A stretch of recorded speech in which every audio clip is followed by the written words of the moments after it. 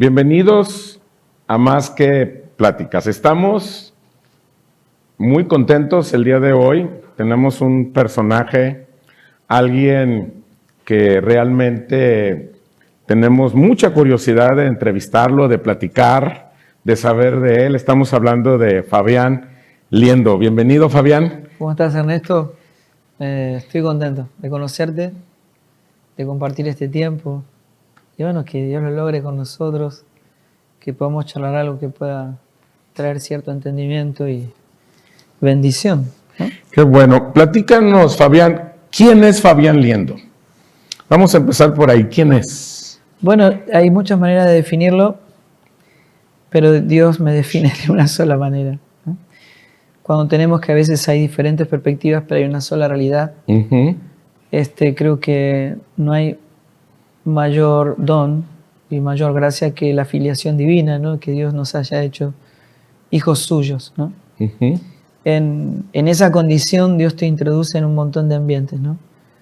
Y me permitió ser esposo, padre, hijo, ¿no? Así que tengo una esposa, hace 31 años que estamos casados, con Silvana, y 2 hijos, Sebastián y Valentino. Sebastián ya está grande, hace 3 años que está casado, y Valentino todavía está en casa.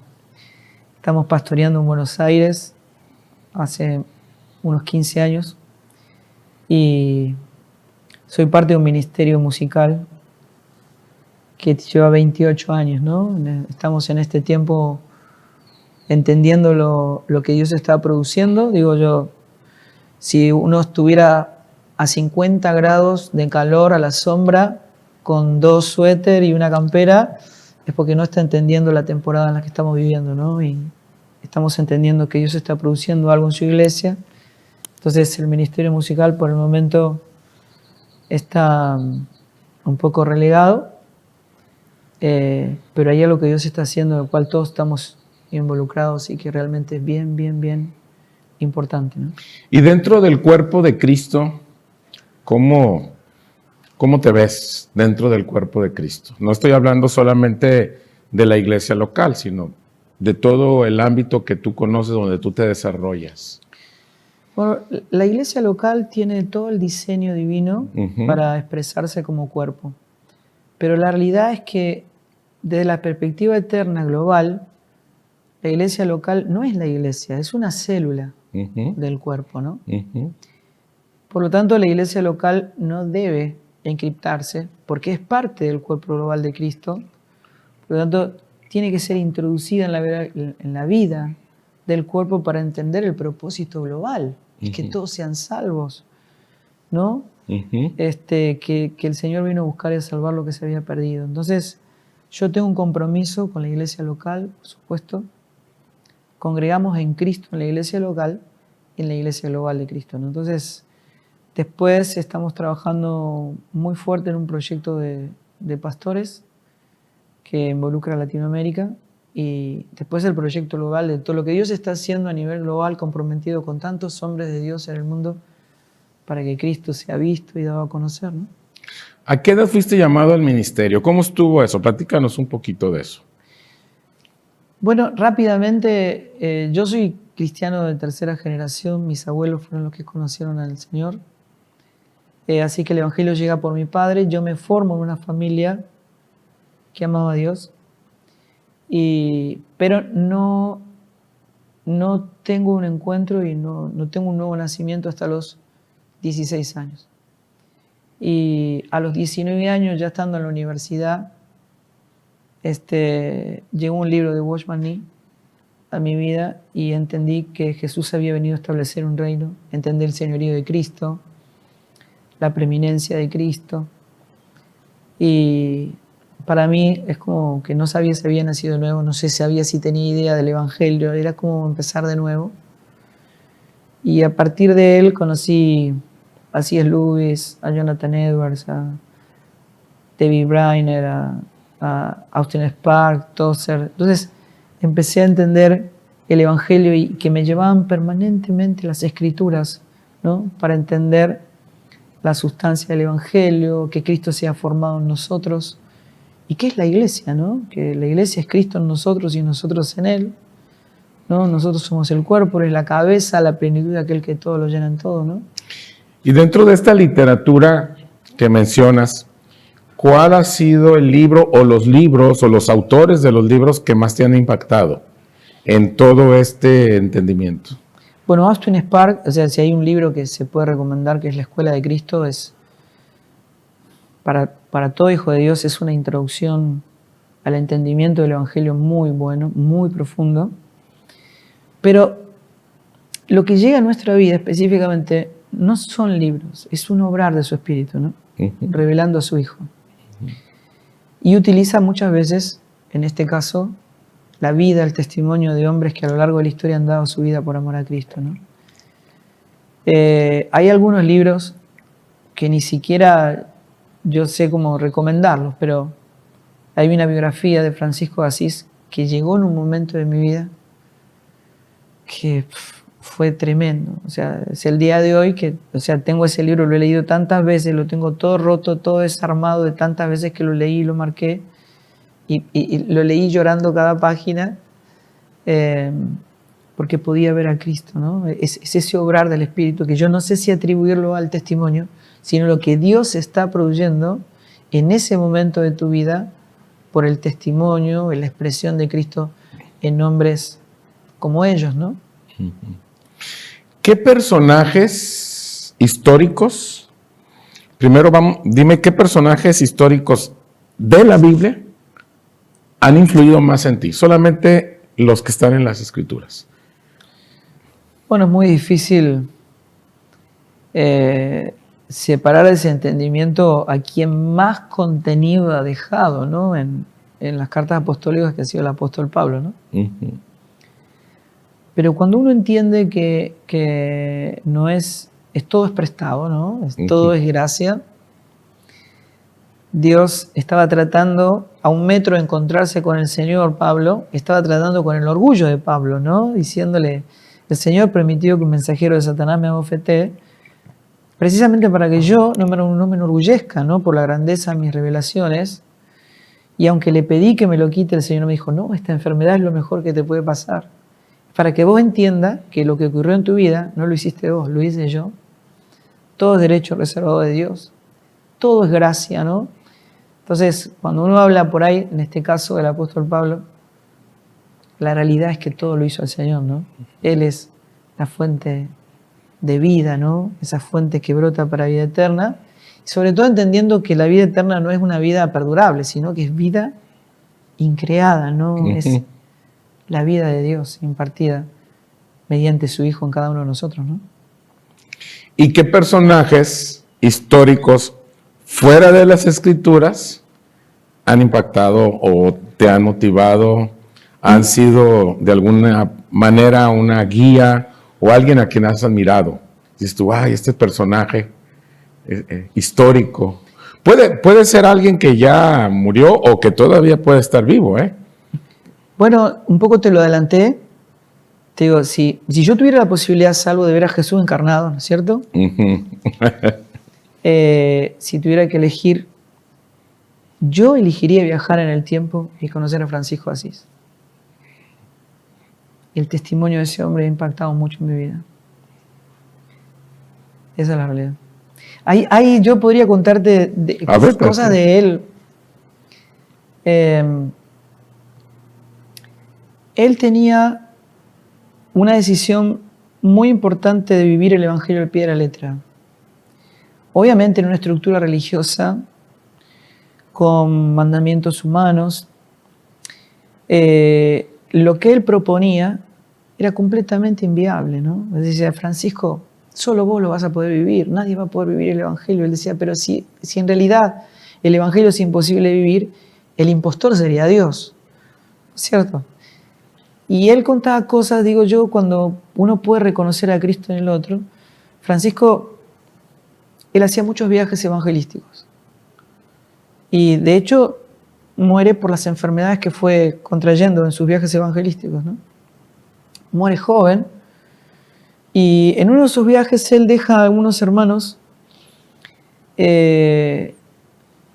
Y al más espiritual supuestamente lo dejó a cargo del grupo.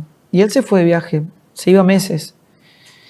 En medio de toda esa situación llegó un ladrón, ¿no? Un hombre de la calle con un palo y le dijo, denme toda la comida o los voy a golpear, ¿no? El que se sintió responsable por los hermanos fue atrás y agarró un palo más grande y lo sacó corriendo al ladrón. Le dijo, váyase para otro lado. ¿Qué viene a robar acá? Así que al poco tiempo vuelve Francisco de su viaje y se abrazan, se besan, felices de verse. Y le dicen, Francisco, te queremos contar, no sabes lo que pasó la vez pasada. Qué risa. Le cuentan a Francisco. Francisco perdió por completo su sonrisa, se puso bien serio y se fue, para no decir nada de lo que después se iba a arrepentir. Y vuelve y le dice, ya sé lo que van a hacer. Van a agarrar toda la comida que está acá y se van a ir de camino. Y no van a volver hasta encontrar a ese hombre para darle todo lo que él vino a buscar. Francisco, después de muchos años, en una reunión de hermanos, la comunidad franciscana había crecido bastante, estaba compartiendo acerca de Cristo. Y se acerca un hombre. Le dijo, Francisco, usted no sabe quién soy yo. Yo soy ese ladrón que usted mandó a buscar. Esto de amen a los que les roban, les ultrajan, les persiguen, pongan con gozo la otra mejilla, ¿no? Parece ser que está en un plano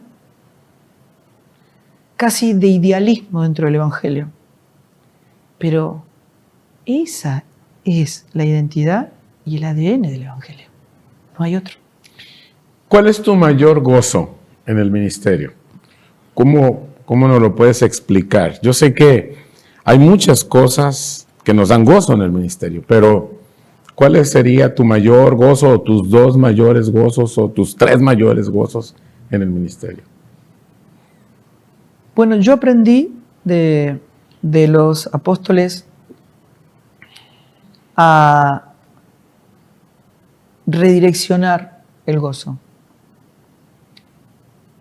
En las cartas, en los hechos apostólicos, dice que los apóstoles salían gozosos por haberse sido tenidos en cuenta de padecer por causa de su nombre, ¿no?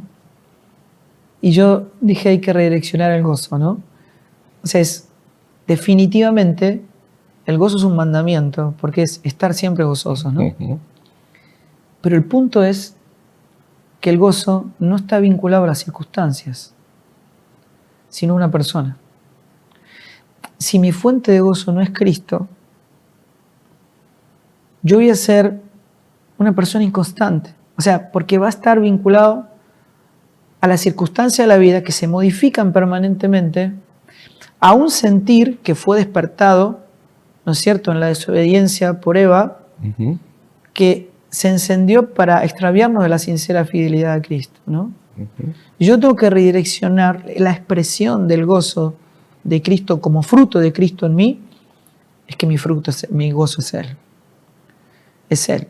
Yo cuando puedo disfrutar a Cristo en mi esposa, en mis hijos, en su iglesia, en mis hermanos, es porque por algún motivo y por la gracia que me fue impartida, por la naturaleza divina, es que puedo reconocer a Cristo, en Cristo a todas las cosas, ¿no? Yo te puedo decir hoy ver a mis hijos en Cristo, no puedo describirlo, no tenemos garantía de que nuestros hijos elijan estar en Cristo, pero a mí me ha pasado, ¿no? Lo puedo celebrar, pero el punto es que de todo eso, la gracia es Él. ¿Cómo relacionas este gozo con la motivación? ¿Qué te motiva en el ministerio? ¿Cómo lo podemos relacionar? ¿O es lo mismo estar gozoso, estar motivado? Sí, yo tengo cierto cuidado en relación a la figura del motivador. Uh-huh. Porque lo que dice las cartas apostólicas es que Dios es quien produce el querer. Es Dios quien produce el deseo por su voluntad, ¿no? A veces nos convertimos en sustitutos, o sea, queriendo hacer lo que entendemos que está bien, ¿no? Pero cuando hay alguien nacido de nuevo, es difícil que lo mandes a obedecer, muere por obedecer. Hay una vida que se está expresando, que anhela la voluntad de Dios.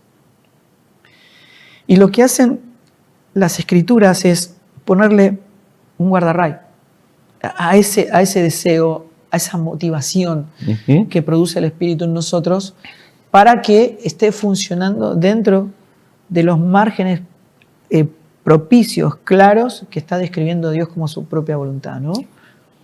Te pregunto por la motivación, porque muchas iglesias, no sé si la gran mayoría de las organizaciones evangélicas o muchos ministerios exitosos realmente son centros motivacionales. Y cómo podemos nosotros, o cómo le pudiéramos decir a las personas que nos están escuchando, cómo diferenciar, cómo discernir, cómo detectar el gozo del Señor con un asunto motivacional. ¿Cómo? Porque hay una línea que está muy, muy tenue y que la gran mayoría del mundo evangélico no la ve. Sí, no es tan tenue. A ver, platícanos. Es bien importante porque esto exige una definición. Yo podría, como pastor, poner encargados de obra, ¿no es cierto?, o de área, y decirle a cada uno, ustedes encárguense de trabajar con este grupo, con este equipo, y que el trabajo salga como tiene que salir en tiempo y forma. Eso sería una manera. O podría creerle a Dios, que es Dios quien produce el obrar. Y que nos fue impartida una naturaleza que expresa todo el propósito por el cual Dios nos creó. Y entonces, el obrar de Cristo en su propio cuerpo se está expresando por la motivación que produce, el deseo que produce, la voluntad de Dios. Es decir, Cristo los hizo verdaderamente libres, pero en realidad ustedes quieren esclavizarse. O sea, ustedes prefieren que yo les diga lo que tienen que hacer. Eso es lo que está diciéndole el apóstol Pablo a los colosenses, digamos, ¿no? Pero ustedes prefieren esclavizarse. O sea, ustedes son libres para expresar la vida de Dios para buenas obras, porque las buenas obras fueron, digamos, proyectadas de antemano para que nosotros anduviésemos en ellas. Ahora que tenemos la naturaleza divina, sabemos a lo que fuimos llamados, entendemos el propósito para andar en esas obras. Y preferimos que alguien te diga lo que tiene que hacer. Poner encargados de área, gente que obedezca y que responda como si fuera una empresa, pero la iglesia no es una empresa, es el cuerpo de Cristo.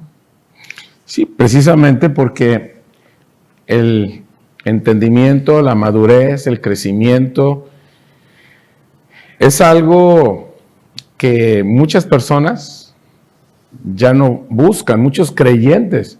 Ahora vivimos un mundo, lo platicábamos hace rato, creo, de que todo el mundo quiere las cosas rápidas, claro. Quiere todo más fácil, al momento, al instante. Entonces yo necesito escuchar una palabra que me motive. Tal cual. O sea, yo quiero ir a una iglesia para recibir una motivación, para recibir un toque, para recibir un milagro, para recibir una indicación. Pero eso que me digan, lo que me estás diciendo, porque eso duele y eso no gusta. Entonces, todo el mundo quiere que se le motive, que se le abrace, que le digan, vamos, campeón, tú puedes. Y el Evangelio, pues, no nos habla en ese sentido de las cosas, ¿no? Así es. Cuando yo digo que exige una definición, es porque una cosa es efectividad. Por supuesto que se logra efectividad, pero no se expresa la vida de Cristo. Y la iglesia es la expresión de la vida de Cristo en nosotros, ¿no? Entonces, a veces, cuando uno toma decisiones como esta, vos podés encontrar expresiones diciendo, motívense los unos a los otros a las buenas obras. Pero las buenas obras no es lo que nosotros podamos hacer por Dios, es lo que Dios hace a través nuestro. Entonces, si yo motivo a que haya un obrar humano, nunca va a haber un obrar divino. Y tiene que ser, y debe ser así, porque si no es Dios quien edifica la casa, en vano trabajan todos los edificadores, ¿no es cierto? Nosotros necesitamos entender cuál es el abordaje para que la vida de Dios sea expresada en nosotros. ¿Por qué la gente prefiere la magia antes que el evangelio, digamos, ¿no es cierto? Es decir, suponete que vos estás en un lugar y te dicen, tenés que ir para, en este caso, Puerto Vallarta. Vos ya sabés qué ruta tenés que tomar. Pero en vez de ir a Puerto Vallarta, te fuiste para la Ciudad de México. Cuando vos llegaste a la Ciudad de México, no puedes orar para que la Ciudad de México se convierta en Puerto Vallarta. ¿Qué tenés que hacer? Desandar el camino que anduviste mal. Entramos en los procesos de Dios para poder entender a qué fuimos llamados. ¿No es cierto? Sí. Y a dónde Dios quiere conducirnos. Si el motivo por el cual no puede funcionar de esa manera es porque la provisión que Dios dio no es una aspirina grandota así. Él nos dio a su propio Hijo. La respuesta de Dios es su Hijo, es una persona que tiene que ser vista y revelada, porque en Él nos fueron dadas todas las cosas. Él es el todo y en todos.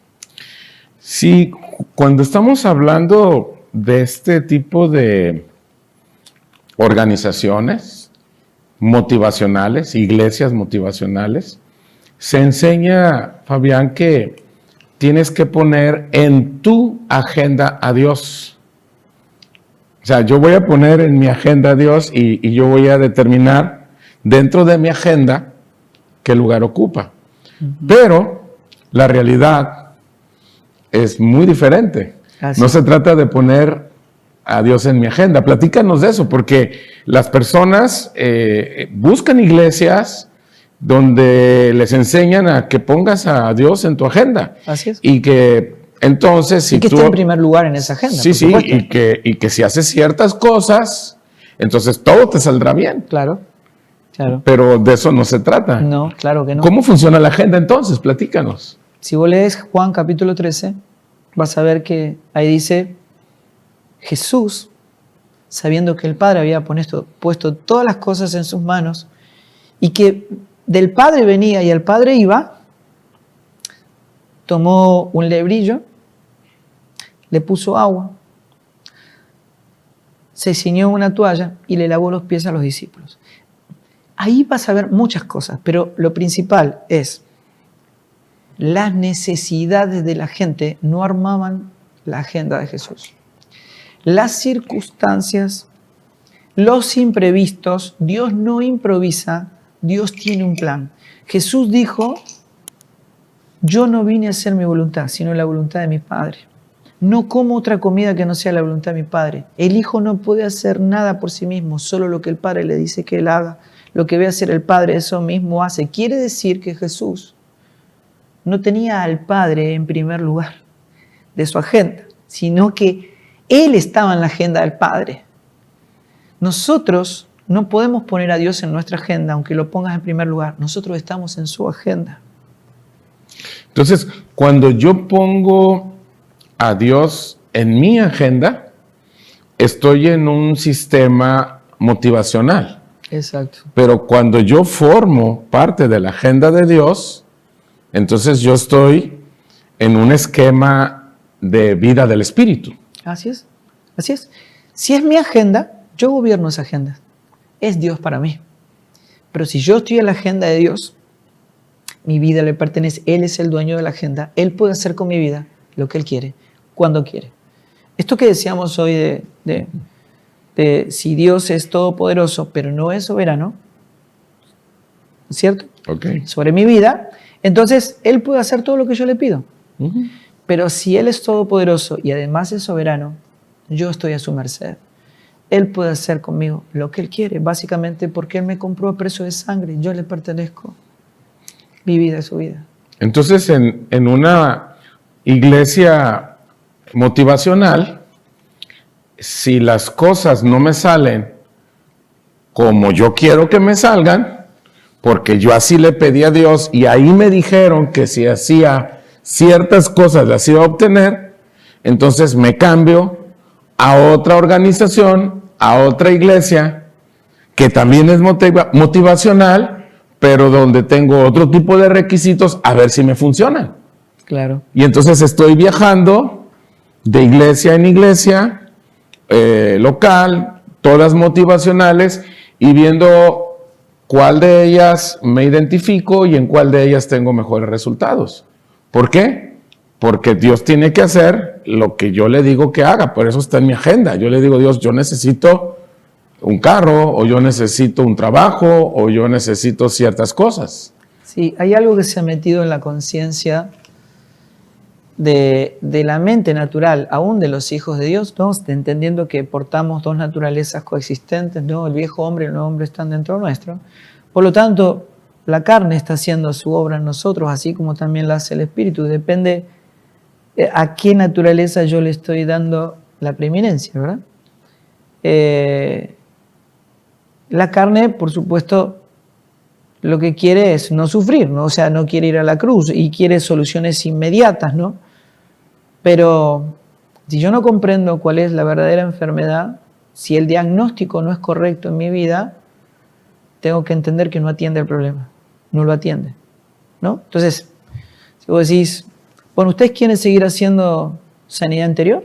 Háganlo, solo que tienen que saber que no atiende el problema. No lo atiende. Dios no mejora a Adán, no vino a mejorar la vida de los seres humanos, vino a trasladarlos a una naturaleza de gracia.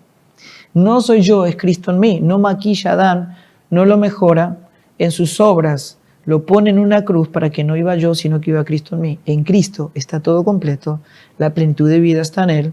Entonces el abordaje no es mejorarme, es una cruz, para que la vida de Cristo completa sea manifestada. Entonces yo no puedo experimentar la plenitud de vida a menos que esté crucificado juntamente con Él. Si yo estoy buscando un motivador, estoy tratando de mejorar una naturaleza que no tiene arreglo, que no puede ser mejorada porque la carne no puede ser mejorada. Entonces yo estoy consumiendo un evangelio que no es el evangelio que Dios vino a revelar. El evangelio de Dios es una persona y se llama Jesucristo. Señores, estamos con Fabián Liendo, un placer tenerlo aquí. Y bueno, estamos viendo cosas muy interesantes de la vida del Espíritu. Es una más de las entrevistas que vamos a tener con Fabián. Fabián, pues, danos las últimas palabras, despídenos de las personas que nos están escuchando y dales una palabra clave para todo esto que estamos hablando sobre la vida del Espíritu, y ahora sí que sea un parteaguas para ellos, ya no busquen un asunto motivacional, sino que sea un asunto de vida espiritual.